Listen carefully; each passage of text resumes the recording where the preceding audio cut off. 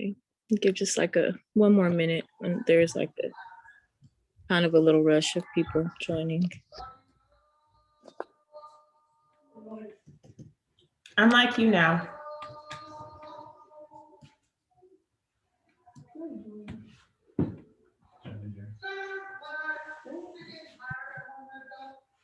What is that? Okay. Front and center. Robin. Okay.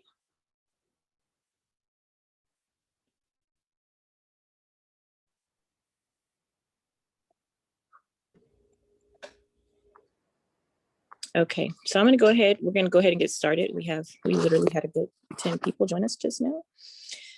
And then I'll continue to let people in. Thank you guys for coming. Thank you, public, and thank you to our candidates, Mr. Harris and Mr. Snyder, for joining us for the Black Families of Hutto Candidates Forum. This is probably the 4th forum that we've had. We had a forum in some of our last city council elections and also the school board. And we have also had a forum for this special election with the people that are running for city council, the special election. So then we're having this forum for the mayors. Welcome. And I'm just going to give a little bit of information to the attendees about Black Families of Hutto, and then I'm going to turn it over to Chaney Lightfoot, who will be our moderator for the evening. My name is Onnesha Williams, and I'm one of the founders of Black Families of Hutto. Our organization began 2018. We started just to basically do networking within the Hutto community to connect Black families with social opportunities, community service opportunities, and we've connected as families to meet each other in the community. And since then, we've also connected with several city officials in response to the George Floyd Black Humanity Awareness that happened this summer, where we wrote a statement to the city, to the school district, and to the police department, just to kind of highlight some issues that we would like to have brought to the awareness of Hutto leaders to benefit all Hutto citizens, including the Black citizens of Hutto. So our interest is as Hutto citizens, and we thank the candidates for attending today. And with that being said, I'm going to turn it over to Chaney Lightfoot, who is our moderator, and she can introduce herself. Hi, everyone. Thank you so much for joining tonight as well. And thank you to the candidates for joining us. So my name is Chaney, and I'm a part of the Black Families of Hutto, and so happy to be here. What we'd like to begin with is just asking the questions to begin with Mike. So tell us a little bit about yourself, both professionally and personally, and what factors resulted in your interest in becoming the mayor of Hutto. Sure. Just so I'm clear, how much time do we speak on each? Because those that know me know I could talk for an hour on one thing, so I want to make sure I'm respectful of everyone's time. Let's go ahead and keep each to about a minute for now. A minute. All right, so I moved to Hutto in 2017 with my company, and I've been with them for 27 years. And I moved here with my wife of almost 20, be 20 this year, and my 2 children, my daughter's 19 and my son is now 17. And so part of my job during the day is I develop commercially. And in doing that, as I was going on to different parts of the city, anytime you told them that you were new to Texas, they always want to know where from. And when I would say Hutto, there would always be a story about someone's interaction with something in Hutto. And so as that went on, 2017 and part of 2018, it wasn't until the beginning of 2019 that I decided if I'm going to retire here and be part of the community, I always taught my kids that if you have issues, you need to spend your time to work on them. And so that's what caused me to run for city council in 2019. And then when this spot opened up, to continue it.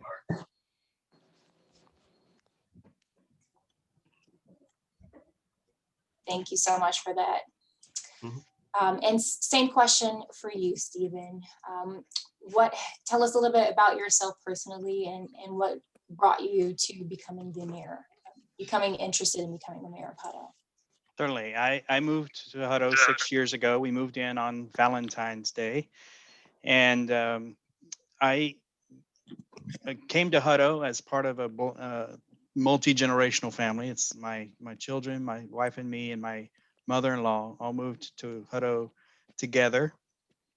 And we moved in 3 months before the Memorial Day flood. That was a nice welcome from Hutto.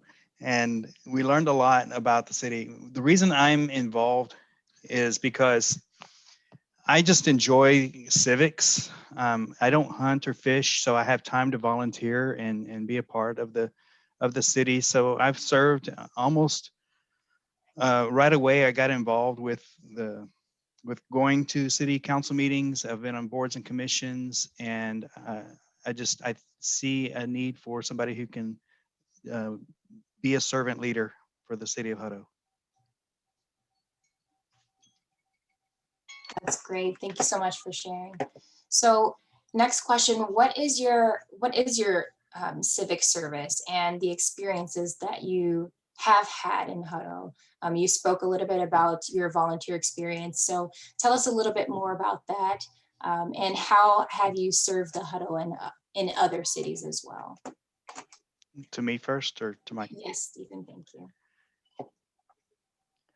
And so before coming to Hutto, I was active in the Chamber of Commerce and where I lived in Waco and in the community of Hewitt. And I was a member of the chamber as both a business manager and as an independent business owner. And then when I moved to Hutto, I came to Hutto and immediately started going to city council meetings to get to know the council members at the time. And then 6 years ago, it was a completely different council. I was appointed to a bond selection committee and served there. I've been appointed to planning and zoning and served for some time there. And then I was moved to the Economic Development Corporation Board of Directors. I served with the previous chair, and then when that chair left, I was selected by the board to be the new chair. So I've been the chair for a couple of years now. And I've volunteered for the Great Hutto Cleanup, Crawfish Festival, Old Time Days, and things like that. And there's my alarm. Great. And same thing for you, Mike.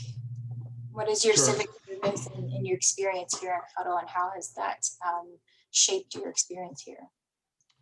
Oh, thanks. So in my day job, I've spent almost 14 years working with other municipal governments in terms of planning departments, in terms of being presenting information to city councils. Before I moved here, I was the president of the HOA at my neighborhood in South Carolina. And when I came to Hutto, I'm one of the people that quickly get involved in everything that happens. I mean, people are always asking me. And so what I've done here is I was treasurer of the Emery Farms HOA until I won my city council seat and resigned that. I help out regularly with the Lions Club, with the Boy Scouts of America. I help out with Madeline Sandbox, the Hutto Resource Center, and any other activity, anybody I can help, just basically anything. I believe that we're kind of put on earth for a reason, and it's more than watching TV. It's to kind of help people and do your part in kind of, making life better for everyone. Okay. And so, as interim mayor, you pretty much already have a plan about how you're looking to go forth upon election day. So what I would like to know is just your top 3 priorities that you would like to do in the first 90 days of employment. So that's changed a little bit over the past 2 weeks with the ice storm. I think emergency preparedness is now number 1. That issue was brought up almost a year ago, and I was assured by the majority of the council that we were planned, everything was prepared, and we had no worries. And obviously, I think we can all agree, we just witnessed a massive failure by all levels of government.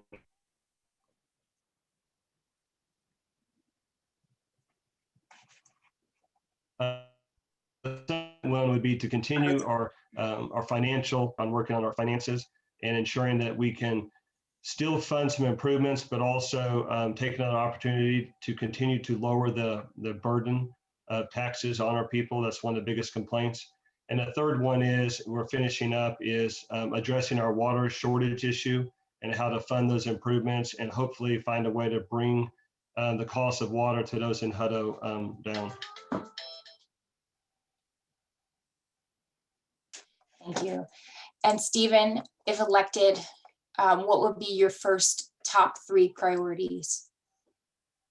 Well, with at risk of sounding like an echo, I think Mike's priorities are wise, and I think emergency preparedness and reevaluating what the city is in place for things like a once in 100-year ice freeze. That's very important.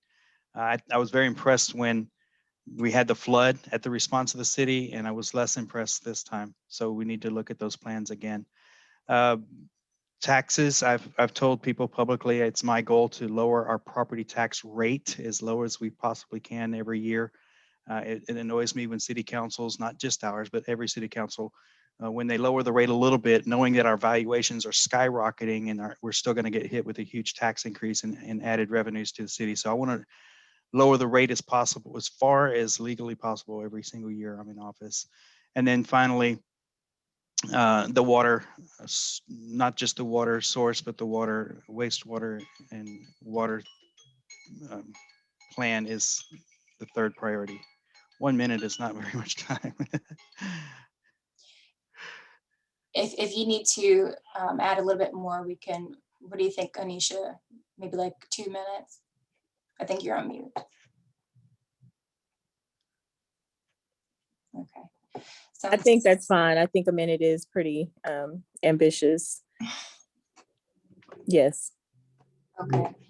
So just to complete the thought, we can go past a minute, and maybe about 2 to 3 minutes would be a fair enough assessment for that. So to continue on, you made some great points about the water shortage and the current state of how things went. So Stephen, how well do you think the current city government handled the recent weather emergency? And what do you think they did well? What do you think we could do differently? Sure. Well, first of all, I want to deflect a lot of the criticism that's come at the city. The city lost power. The city employees lost access to the servers for the city. So they didn't have the tools that they normally have to get information out to the public. That being said, as soon as information was made available or they had access to the information, we could have had a lot more communication, even if the communication is, this is an electrical grid issue and we really have nothing to do with it, but we're staying on top of the communication with ERCOT and with the energy providers. That was paramount, and it came later. It could have come sooner. That's the feedback that I've heard from people, and I felt the same way. When we had the flood, the city hall didn't lose access to the server, so communication was right on point. It was frequent, and the city did things like bring roll-off dumpsters to the communities that had flooding so that we could throw away our lost property. I didn't see that response this time either. Roll-off dumpsters. Or some help for ACDI, who got behind schedule because they had to shut down as well. Those are the types of things that we saw before. We may have had the need this time, and we certainly need to work with the city to evaluate those plans. And again, we hadn't seen prolonged temperatures like that in this area for over 120 years. It's difficult to plan for things that don't come around very frequently, but we can and we should learn lessons from our experiences, and this was a great experience for us all to learn some valuable lessons from. And so Mike, as interim mayor, you were there firsthand. What do you think we did well, and what would you like for us to do differently moving forward for different types of emergencies? Well, so this is where I get, where people say sometimes you get blunt. A year ago, like I said earlier, I tried to ask about Plan Bs, was assured the county, and I even asked what happens if they get overwhelmed, the state helps us. I don't think we did anything right. I mean, just to be completely honest, nothing. There should have been a binder on a shelf. I mean, I've lived here 4 years, and I was told 10 years ago we had a similar cold snap, not quite as bad, but the local government has learned nothing. The state government has learned nothing. The county has learned nothing. There should have been a binder. We should have, I've already started meeting. Actually, I had a meeting this morning with some ideas with some school board officials, because we should have shelters that are already earmarked. The public knows where they're at. They should have generators that not only supply enough power to turn the lights on, but heat and air, because we got lucky that this was in the cold and we could melt snow. If this were to happen in August in 100-degree heat with no water, we got a problem. We should have backup water. There should be supplies of some of these things. And there should be an education program to where people know, if you do lose all communication, all power, it's upon this, the one time that people depend on their government is for like a war or like a natural disaster. And it seems like as a government, we're ready for the war all the time. But when it comes to natural disaster, we wait till the disaster to figure out what to do. And so I've already started meeting with like the city manager, like I said, school board, and some other area governments on, hey, going forward, if I'm elected, I'm not going to depend on the county anymore, because this is twice now in a year we've been failed. Going forward, Hutto needs to have a plan, and it would be nice to work with other local governments to make sure we can share resources. I mean, things like generators. We have generators that have 3 different fuel types. There's a lot of planning, but I think we owe it to the citizens to have an ironclad plan that everybody is aware of and knows all the time. Thank you.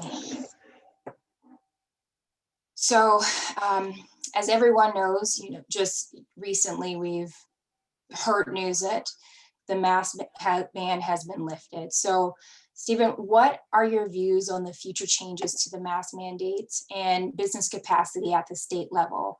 If elected, will you require masks in city buildings and property? This is one of the issues that I've campaigned on when I'm knocking on doors. I disagreed with the governor's response to this pandemic from the very beginning. I don't think it's the government's responsibility. I don't think it's even constitutional for the governor to force businesses to reduce capacity. Some businesses were shut down entirely, and I don't think it's constitutional for the governor or the county judge to require people to wear a mask. I do think it was a good idea for people to wear masks. Don't get me wrong.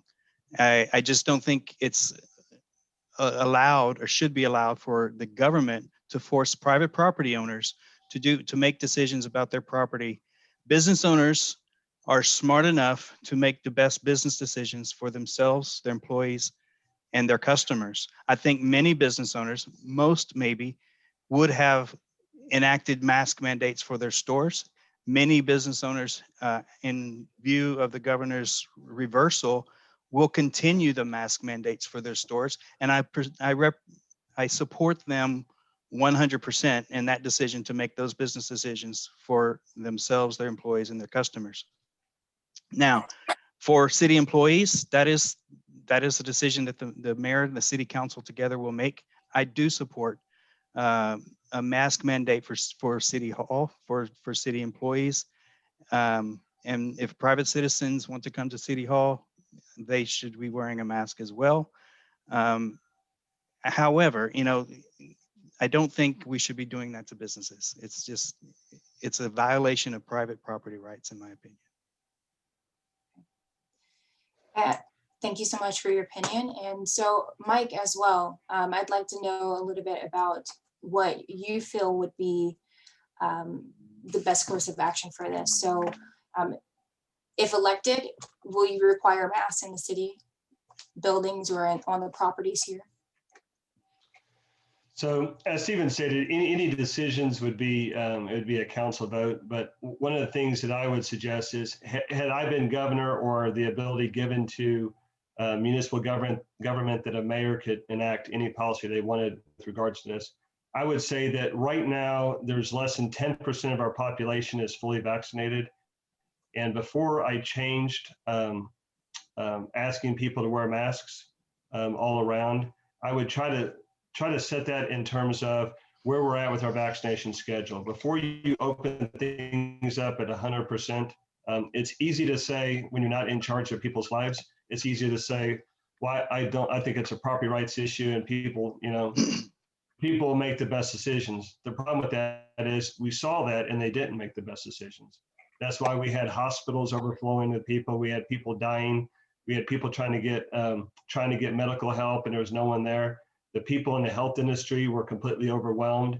And so it's upon the government to find a way to try to reduce the spread. And it's easy to backseat, but when you're in it, as I was last year, one of the things I said, and I would say now is that I think we should still, as a government, City Hall, we should still ask for people to wear masks, stay socially distanced, because again, the county is not even reporting active cases right now. Where they're in a process of updating their system.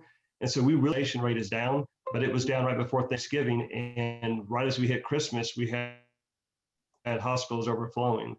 So I don't think that we're a person. I think not wearing, as I tell people, wearing a mask, we find out is very effective. No harm, no foul for those that wear it. Those that don't wear it really run the risk of injuring people. And I think a lot of the anti-maskers over the past 6 months have experienced loss with family life due to COVID. Thank you for sharing your perspective on that. Out of fairness, Mike, I just want to let you know your audio is cutting out quite a bit. I want to give you an opportunity to fix that. I'm not sure how to do that. It's probably an internet issue, but thank you.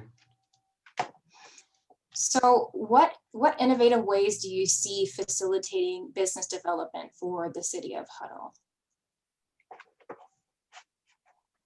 Who goes first? Okay. So economic development and business development is something I've been involved in as the chairman of the Economic Development Corporation and being on the bond selection committee before and planning and zoning as well. The city has a lot of tools for economic development. The EDC is a small percentage of those tools. We've had some success with bringing businesses in. A lot of those contracts were poorly done, and we've got to work better at making sure that the contracts that we do with developers are a win-win for the city. And we can take some of the wins that we've had and build upon those while we continue to seek out additional businesses to come to Hutto. As a council and as a community with community feedback, which the city has done in the past and we need to do again, we need to kind of work on the vision we have for Hutto. What types of industries do we want to attract? What kind of what specific businesses in some cases do we want to invite to come to Hutto to tour, to look for property and things like that. So once the census is certified, and I've heard it's going to be pushed back again to maybe September or October, we're going to hit a threshold in population where a lot of businesses who've never looked at business at Hutto before will begin to look at Hutto as a potential location for relocation. So I think the census alone is going to help us. It's not, we can't rely on that. We can't rely on the census to bring businesses here. So city staff and the city council has selected or directed the EDC board to get more involved with economic development throughout the city, and the EDC board and the city staff. We're hiring a new economic development director at the city, and that person with everyone else will go out and seek out businesses to come to Hutto. Great. And so, Mike, how will you, what is your perspective on the innovative ways that we can change things for facilitating business development in the city? biggest thing, and that's really what I ran for office on, was the biggest thing is to get the city out of the business of economic development. If you look at the developments that are messed up in the city, the ones we've heard in the news that we're either being sued on or like the co-op or not, nothing's going on. Those are all city involved projects. I mean, cities should be involved in water, wastewater, public safety, like the library. That should be it. And this is, proof. One of the things that will not bring businesses, censuses do not bring businesses in. Being in the business, nobody sees the census come out and then say, okay, I'm going to that city now that the census is out. You have to lower the cost of doing business in the city. One of the things we just talked about was an extremely high, I don't even know how it got passed, an extremely high traffic impact fee that we've been waiving for the past 2 or 3 years because it's so high. But what happens is when companies are looking to come into an area, they look at property tax rates, which are part of anybody that's leased property, part of your triple nets. They look at that. They look at utility rates, look at our water. I mean, those of us who are living here, what do we complain about? Property taxes and water rates. So if you're a business wanting to come to Hutto, do you want to operate in Hutto where those are out of control, or do you want to operate in Round Rock where they're under control? And the third one is how does the city government, how are they involved in your business? I cannot tell you how many times people have tried permitting in the city and they're running into some of the craziest obstacles, either a tree that has to be planted or you can't open. And so I've been working, there's a church on Limmer Loop, as a matter of fact, needed to put a tree to open underneath the power line, and the power people are saying you can't put a tree there, and the city's saying you have to. And so navigating little things like that opens up and fosters a better business climate, but cost of doing business, regulatory, those are the 2 biggest ways to bring businesses here. Great, thank you. So, Mike, Did that come in better? It did. It was great. Thank you. Okay, I asked my son, make sure he wasn't streaming Netflix or something. That's probably what it was. All right. So what is your opinion on the financial health of the city, and how do you plan to maintain and grow the city revenue, Mike?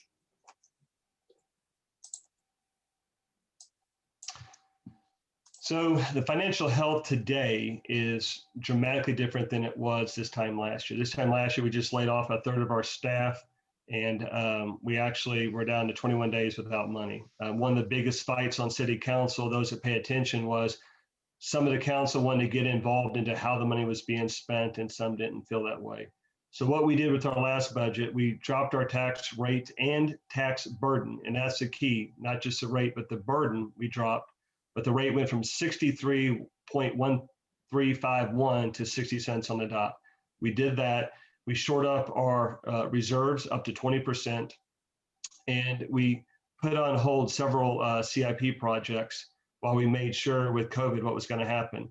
Even though our tax revenues were up 46% year over year, we didn't go to spend that money because most of that we know is people who are working from home right now and spending money locally, and we wanted to make sure how that would change. Going forward, one of the things we did this year, we've added almost 1,000 homes, but we've hired no additional bodies. We have no additional costs that have come to the city with those 1,000. So that alone has increased our tax base. So this next year, we more than willing will be able to lower the tax rate. We should keep the burden almost identical to what it was last year. And we ought to be able to start adding back some of our services. We're working to reallocate how our salaries are being spent in City Hall to make sure we have, as they say in management, the right people on the bus in the right seats. And with that, I think you'll see a lot more efficient operation that focuses more on how to serve the people and not how to serve the city government. Thank you. And so, Stephen, same question to you. So what is your opinion on the financial health of the city, and how do you plan to maintain and grow the city revenue? City revenues will naturally continue to grow as our population grows. Mike mentioned that we're adding rooftops rapidly. We're one of the fastest growing cities in the state. So that's going to continue to grow. I want to grow the sales tax revenues by where we talked about helping businesses get to Hutto, inviting the right businesses and more businesses to come to Hutto so we can grow our sales tax base as well. Supporting the small businesses that are here and getting out of the way so that they can grow their own revenues and expand, taking advantage of programs with the EDC to grow their footprint if that's what they need to do, but certainly to grow with employees and increase their product and service sales. The city shouldn't do things that the private sector can do better, faster, and cheaper. And one of my first conversations with our new city manager was just on that. And he's in agreement that the private sector does things usually better, faster, and cheaper than the city government employees can do it. And we don't have expertise, we shouldn't go out and get expertise. We can hire a single project manager to oversee multiple contractors for things like road maintenance and street repairs, instead of having a whole crew that is dedicated to that. And I'm just using that as an example. We do have street maintenance crew currently, and I'm not saying we need to lay them off, but we don't need to add to that staff. That's something that the private sector does really, really well, and we can contract with them less expensively than we can adding new staff to that department. So take advantage of the private sector, keep the budget small, hire fewer people. One of the reasons we got in trouble with the city in the first place is the city staff grew exponentially. It was just ridiculous how quickly it grew. And then unfortunately, they put us in a financial bind, and many of those people, plus some, had to be terminated. And that was hard. I felt really bad for the city council and for those employees that lost their job. So it was not easy for anyone in that situation. Thank you for sharing. So Mike, how do you plan to ensure that you're fostering transparency and communication with the Hutto residents and other key stakeholders?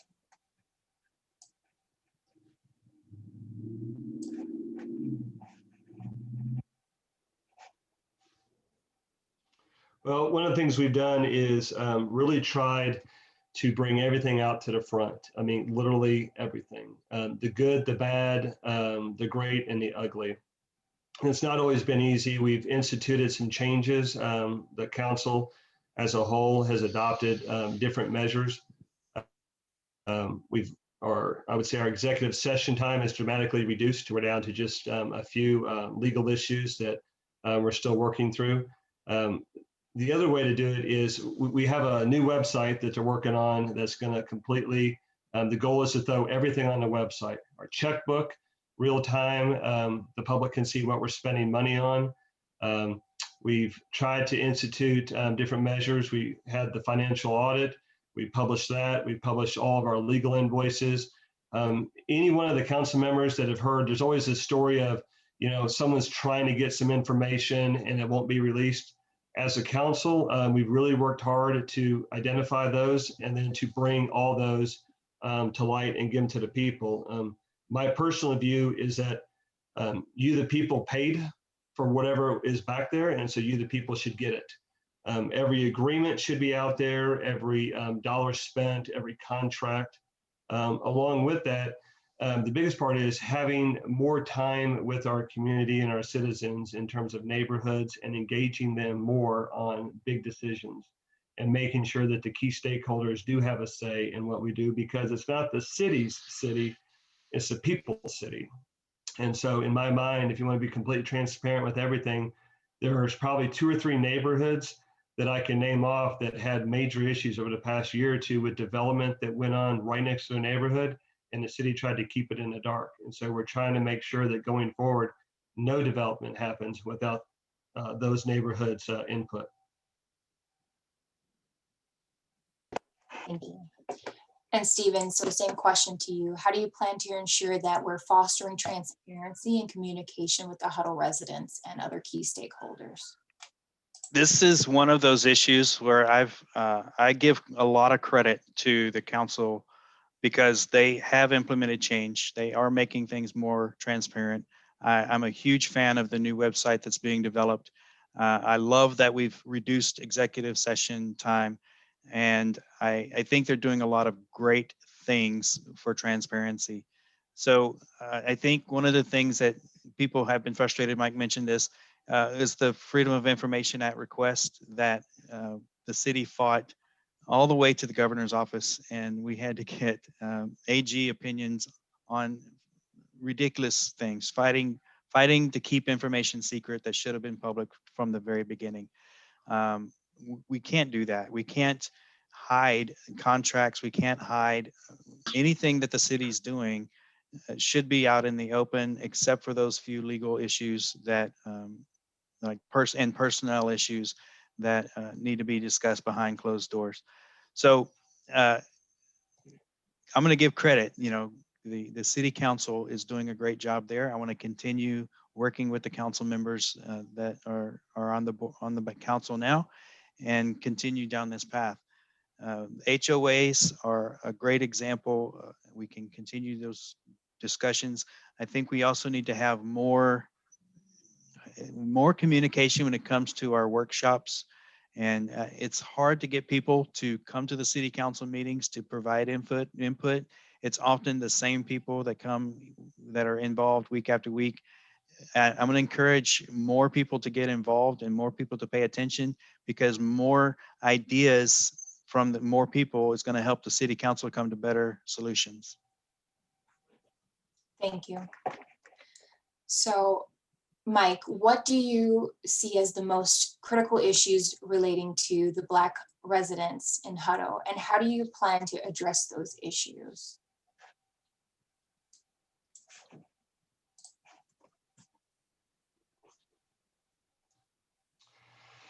So I think one of the biggest issues is I've heard the Diversion Commission, Inclusion Commission talk about it. An issue is systematic racism. I think there's a lot of us who don't experience it, but we're not willing to engage people that are different than us to ask them what are their experiences, where they're going through obstacles that are in their way. And that goes for, guys not talking and not understanding, when it comes to women-owned businesses, what are the obstacles there? What are the obstacles to being a minority business owner? I think we owe it to our community for us to look like basically what our community is. Our government should have people in there that represent our people in all facets, not just ideas, but I guess to be blunt, in looks and in everything. And so if we're not doing that and our boards are not diverse, and we're not pushing for diversity, and we're not trying to include different stakeholders, then you really don't have a community that represents all. You just have a community that represents a small group. So I think our Diversity and Inclusion Commission is a great start. But I think the key there is to look at that group and recommendations that come out, and to look at that as opportunities for us to be better as a community, not as anything other than that. We'll keep working. Some of the things coming up in March is racial profiling by the police department, which will be dramatically different than the one that was presented last year. And I think that the more information, more transparency you give everyone, I don't look at that as bad. I look at that as great. And if we're very transparent and we're doing a good job, that's great. And if there's room for improvement, then I think we owe it again to show how we're going to do that. Thank you. And Stephen, same question to you as well. What do you see as the most crucial issue relating to the Black residents of Hutto, and how do you plan to address those issues? I think the Black families of Hutto and Black families everywhere are facing similar situations. Where the people who are in charge don't understand the perspectives of the people that they're serving, and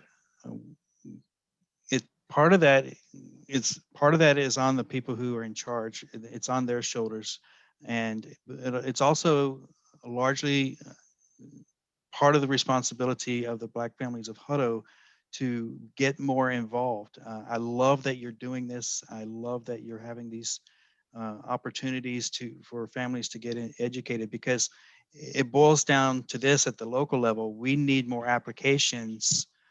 We need people applying for the boards and commissions so that the council has a diverse pool of people to choose from. That's what's been missing in the past, and I'm excited to see that that's going to change. And we will have a more diverse boards and commissions because we have more people paying attention. We have more people with diverse backgrounds getting involved. Where I work, I'm part of the diversity and inclusion effort. I'm the communications chair for our interfaith group, our employee resource group. So I really enjoy the dialogue that's happening between the Muslim faith, the Jewish faith, Christian faith, Hindu, and Buddhist, and learning about our differences. But we've also, it's been fascinating to find our similarities as well. And when we have those similarities and those common bonds, it makes it really easy for us to create deep, loving relationships within different groups. And when we find those similarities, the differences really become less important. And I think communication between all groups is the key. And I think we can facilitate that at the city and have a more diverse perspective. And as I mentioned before, help the city council make better decisions. And so, Stephen, the question to you would be, so what is the city's role in addressing structural and systemic racism currently? Well, I'm one of those people who hasn't witnessed systemic racism. Most of the people that I've worked with one-on-one at the city have been either minorities or women or minority women. So I've worked with fewer white men at the city than I've worked with in any other segment of the population. But I do understand that it may still exist within the city, and to uncover it, to address it, it's going to take communication, it's going to take dialogue, it's going to take forums like this one that are specifically focused on this topic, and helping facilitate those kinds of conversations where I work. I'm certainly happy to help facilitate similar conversations with the city. And same question to you, Mike. So what is the city's role in addressing structural and systemic racism? Well, I think the first part is Diversity and Inclusion Commission is a start. We're one of two communities that started that. We've actually, it's surprisingly, we actually had a few communities that voted against starting that, but that's just a start. One of the things that I've done is I'm not real good at kind of tiptoeing around. I like to jump into an issue. And so on our boards and commissions, it's great to ask for applications, but I think that's the problem with systemic racism in some parts, is that people of minority groups do not feel like they're going to get picked, and they feel like the deck's already stacked against them. And so that alone causes some people to not even choose to apply, because why apply? They're not going to pick me. Why run? They're not going to vote for me, and those type of things. So I've had conversations. I'll continue to have conversations. It'll be up on the dais. It'll be in public. We just had one not too long ago where I said, we have a board and commission that when I look at it, it was 7 white guys. And I said, I think we need to be looking at this more. And our role ought to be not waiting for an application to come in. But what I did, one of the things I did is I was talking to another community member, and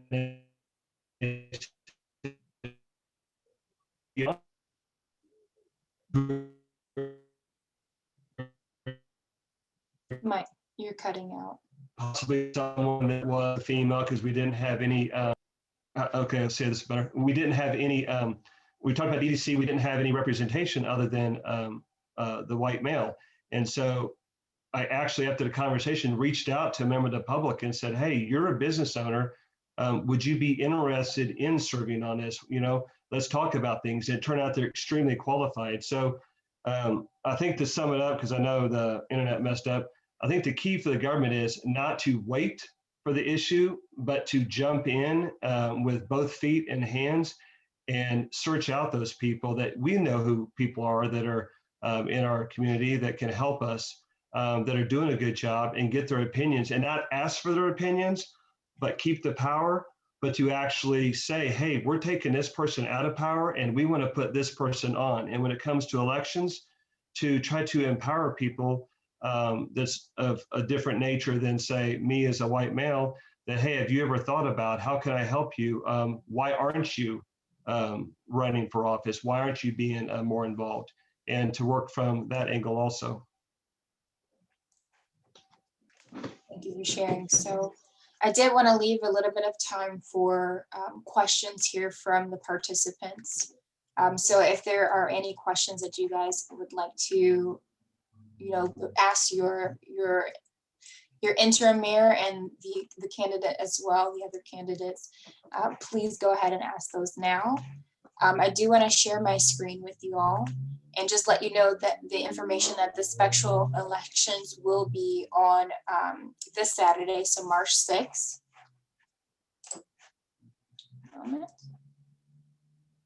Oh, Onnesha, you'll have to share your screen.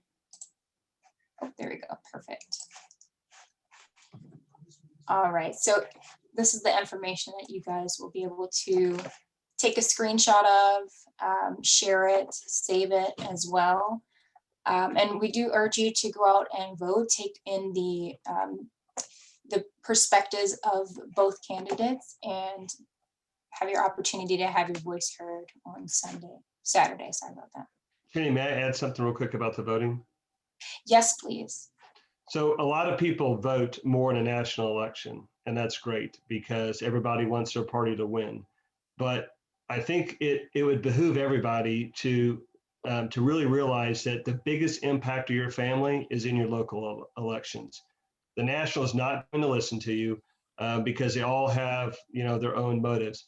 But locally sets your tax rates, they set your utility rates, they affect your schools.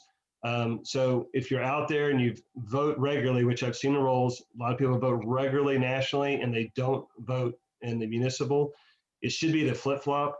We should have 90% people voting in municipal because that's what's affecting you and your family. I guarantee you every day. And the national stuff, just turn off the TV because they're going to continue to not address issues that can be addressed locally. And once we get the local stuff fixed and everybody's represented, then I think it's time to move to state, fix the state, and then from the state, then worry how to figure out the federal. But please go out and vote. Whoever you vote for, just vote, please.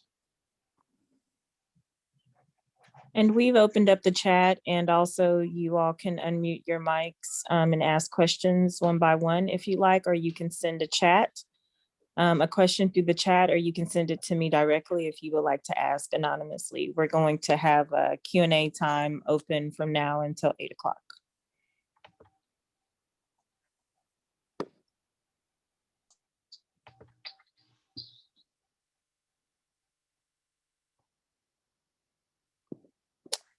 I would like to ask a question, and this is to both candidates. I would like to know where you see the direction of the city in developing opportunities for our youth that exist outside of school to foster leadership and just personal improvement.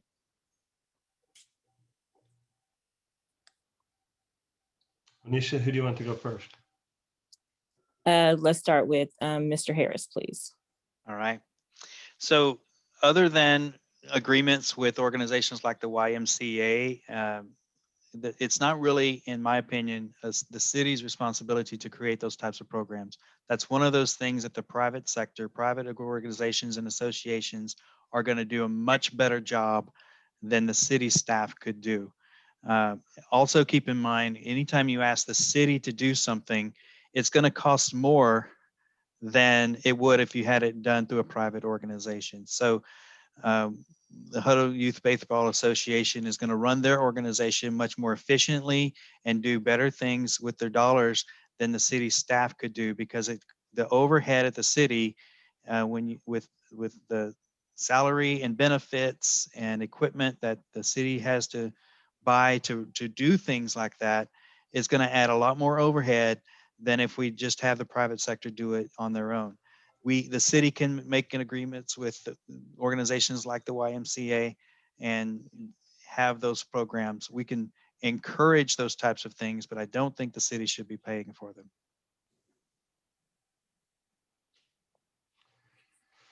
Onnesha, so being a Boy Scouter, there's a thing called Explorer Scouts, and Explorer Scouts, there's some that are paramedics, and it's children, teenagers are working with medical professionals. They're not like doing surgery and things like that, but they learn more about that field. The goal of that program is to try to get people interested in that field. You also have the police department has an Explorer program, the fire department can have one. They have those out there. That's just one organization. I think the key for the city is, yeah, I agree, the city shouldn't be doing it, because I don't know if I want bureaucrats teaching my kids anything. That's part of the problem with the world. Yeah.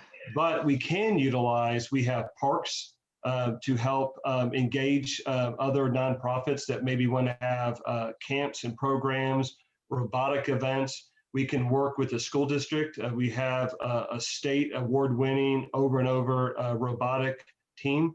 There's a lot of things we can do. And as you get involved, not just in sports in school, but sports outside of school, any kind of activity outside of school, there's always the opportunity for leadership. And I think what the city can do is use city assets, not cash, but assets and relationships. One thing the city can do is the city can pick up the phone and get the county to answer the phone.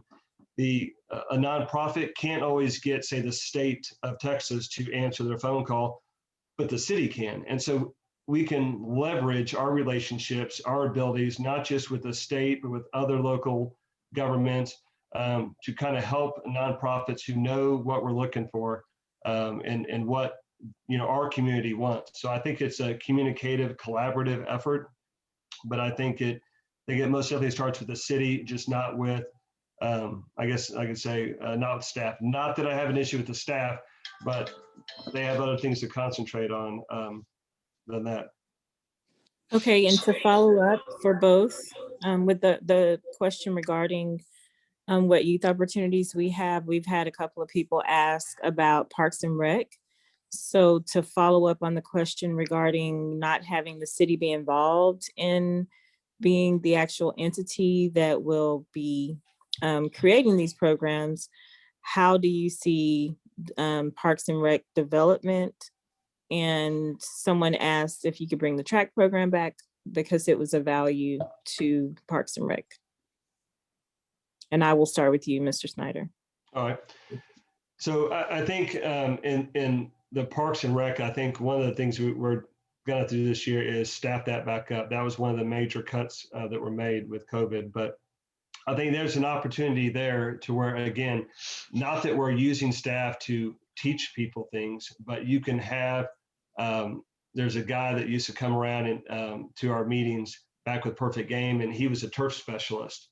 And so you can have classes and events, activities that go on that I think, again, you're able to use not the staff, but you're able to use the city in terms of resources. And I think what we can do is engage some of the people that are very, they're very enthusiastic about different fields, and you can bring it in. And I don't know exactly what people are wanting in Parks and Recs, but I think that's something easy to be looked at, and the city can help that go. When it comes to the track program, I don't know much about that. I haven't been part of that before, but I think that's something that could very easily come back. One of the things the city's really been doing is pushing our parks and trails system and having connectivity throughout the city.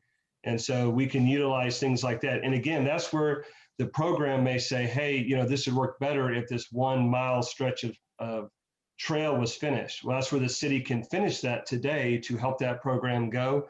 And we can use, and that's where the communication comes in. But I think ultimately it's best for me to know first what the people want, and then us to work on that instead of me just right now telling you what I think they want and going down that road. Because if I go that route, we'll end up with the wrong program and no one will be a part of it. So I think first we need to engage our youth and find out, how do we get you out of your bedroom playing PlayStation, and how do we get you out to enjoy all that the rest of the world has to offer?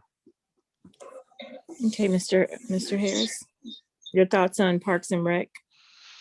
Mike stole part of what I was going to talk about, and I was going to talk about the hike and bike trails that are not just connecting Hutto, but connecting Williamson County east to west. And I think that's a great thing. And I know a lot of people, you don't have to run when you get on a hike and bike trail. I'm not a runner, never been a runner, but I do love to get out and take nice walks and enjoy nature. The Parks and Rec department at the city, we can keep it lean. I do think there's opportunity for to add some additional staff, because one of the things, anytime we add a new park, we're adding ongoing maintenance costs. It's one of those things that I struggle with, and since we already have city parks, I think that's great. But I'm a big proponent of having parks that are developed by pocket parks for each community to take advantage of. Large city parks are just, they drain your budget rapidly. Maintenance on a large city park is a big budget drain. And so whenever the citizens vote for something like that, or they ask us for those types of things, if that's what the city wants, I'm sure the city council is going to do what we can to make it happen, as long as we all understand that that's going to take away from other things that the city could be doing with those dollars, not just right up front with the capital expense, but the operating expense that are ongoing, maintaining those types of things. So I'd much rather encourage developers to put in those types of parks in each community that they're developing, so that it doesn't fall into the city staff to maintain or to build. Okay, thank you. And we have maybe 2 more questions that we can squeeze in, so we might need you to limit your response time. I do want to just note that one of the questions that was asked is, why was the boards and commissions page not updated? And Mr. Snyder did respond to that and say that he would find out why that was the case. And so that's a follow-up action item. Another question that was asked, and we will start with you, Mr. Harris, is what do you see the role of the city mayor in making sure that the police are trained, and that there's police training and racial profiling training? Yeah, so police accountability is something that I've been involved in for nearly a decade. And I've been invited, there was going to be a forum when Robert Chaney was running for sheriff. There was an activist who does not like police. There was going to be Robert Chaney, and then there was going to be me in the middle in this forum, because I'm an activist who puts the blame on legislatures, the Texas legislature and city councils, who have asked the police to do too many things. So when I look at police accountability, I want to make sure we're asking them to do what's required to stop crimes, not victimless crimes, but real crimes.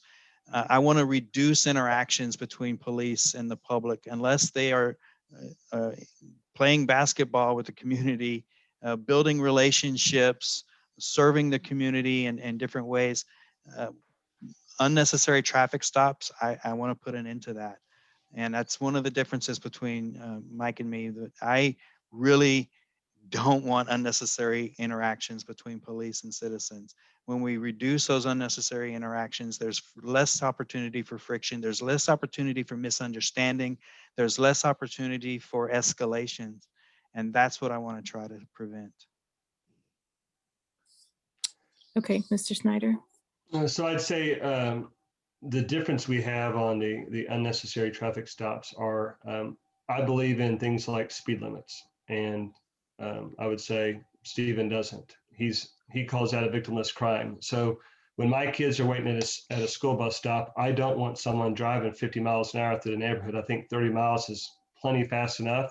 And so I do think there are traffic laws and other rules that need to be followed. I think the biggest thing we owe our citizens is that, as I said to the Diversity Commission, the police department's motto is to protect and serve.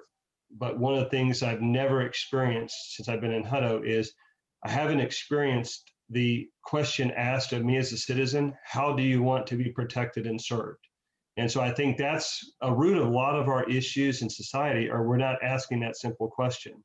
And so one of the things when I talked to the Diversity Commission about why I voted for this is I was hoping that discussion would be opened up to where, hey, what do we want you as a police department to do? You're there for us, you work for the people. So here's what the people want. And I think by engaging that conversation, not as, one versus the other, but as collaborative, then I think you'll see over time, it's not going to go away instantly, but I think over time, you'll see what's important to the public and what isn't. Because I can have things that are more important to me than others, but ultimately, I think what we have to do is we have to make sure that the communications there, racial profiling, we have to be extremely transparent with all the information. The state profiling report is trash. And a year ago, when I brought up that I was unhappy and I had a lot of questions because for a racial profiling report, it didn't really give me any information. That's why I pushed for the new one that's coming out from the city to show everything to where, and then if there's more questions, we'll get those addressed and we'll make sure going forward, those questions are answered all the time. Because again, the city works for the people, not the other way around. And frequently, I think that gets confused with different groups. May I clarify something that was said? Sure. I have never advocated for ending community neighborhood speed limits. So that I just want to clear that up. There are some victimless crimes that I think at the city level, we have the right and responsibility to enforce. Okay.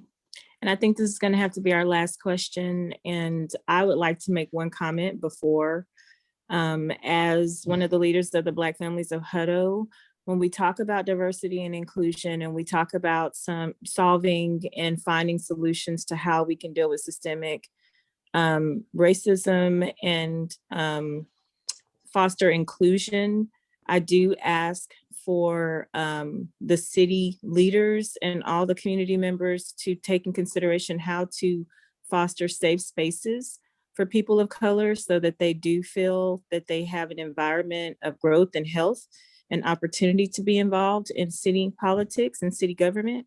And I also greatly ask that the city mayor and the city manager commit to funding initiatives and not just creating opportunities, but also putting some money in those opportunities as well. And I'm just making that as a statement, not asking that as a question. The last question is related to housing, and it's a two-sided question. I'm gonna start this with Mr. Snyder. This is, I've had two. One is let me take a look, I'm sorry. I was ready. No, you're all right. I'm getting on.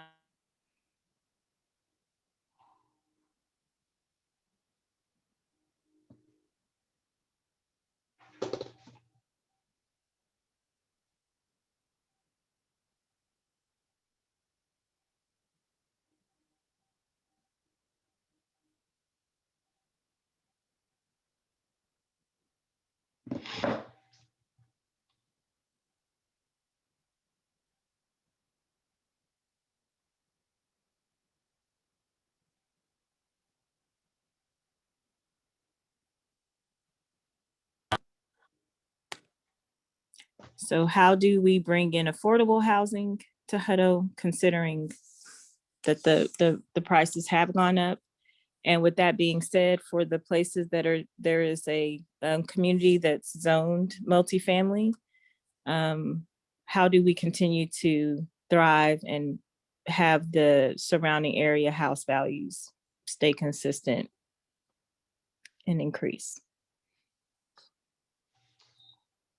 Okay, Onnesha, this is a tough one because I know when I was meeting with some people in Austin, some city leaders there a year or so ago, they were talking about the gentrification of the east side of Austin. And I told them, I said, well, part of the problem is your guys' policies. And they said, what do you mean? And I said, well, you keep zoning everything for 10 stories. And so you take, some widow's house and he or she is living there, and you say all of a sudden you can be taxing them more on top of that, and so you basically tax them out of it and force them to move. And so some of the things we can do comes down to our policies.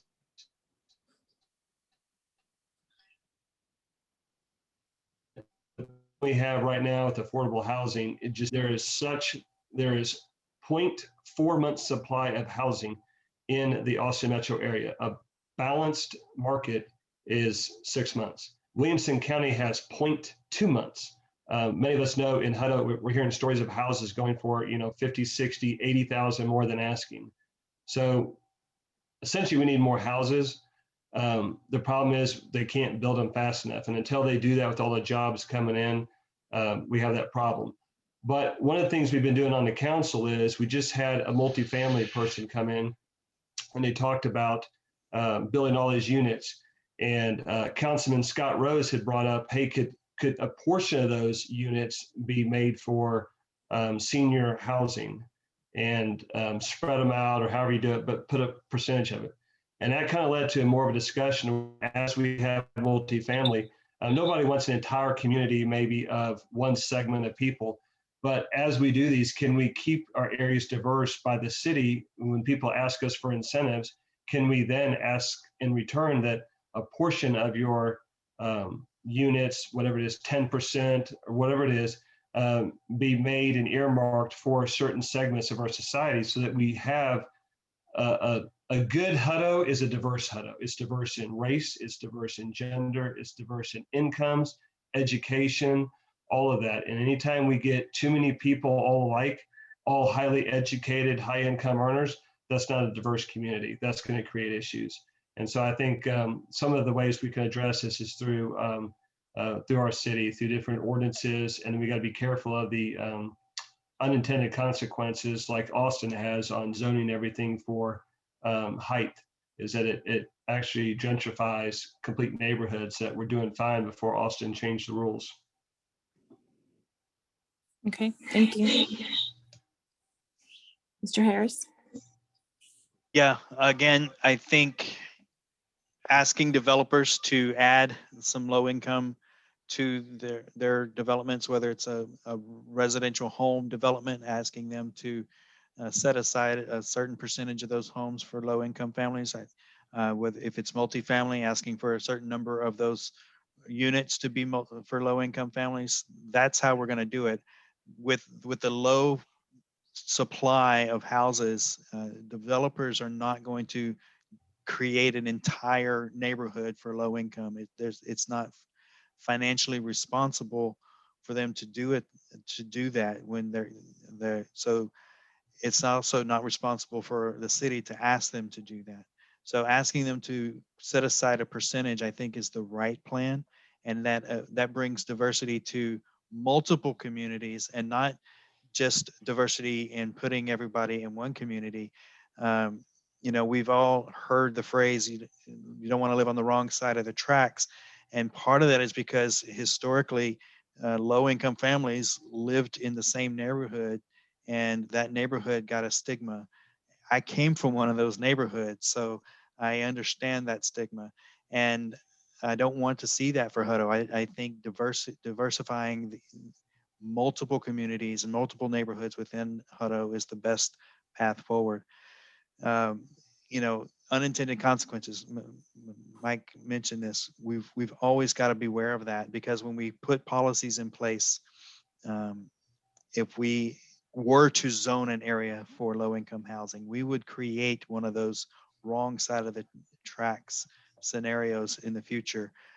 Low income housing, apartment complexes always start off looking pristine, but in a few years, the developers often stop maintaining them well, and they the property begins to deteriorate more rapidly than another neighborhood with or another apartment complex that was built at the same time, because they're not making as much money, they're not putting as much money into maintenance, and those property values go down.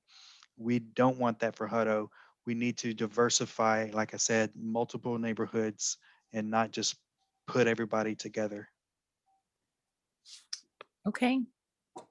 Well, we would like to thank our candidates for attending today and answering the questions that we had, and introducing yourselves to our organization and other members of the public who might not be that familiar. And we would also like to thank Ms. Lightfoot for moderating. And we would like to thank all who attended today. Thank you so much for coming to our forum.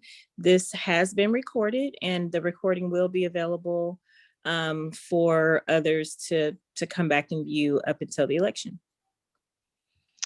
Thanks for having us. Thank you. Thank you, everybody, for spending your Wednesday night with us. Thank you. You all have a great night. Thank you, ma'am. Bye-bye. Bye.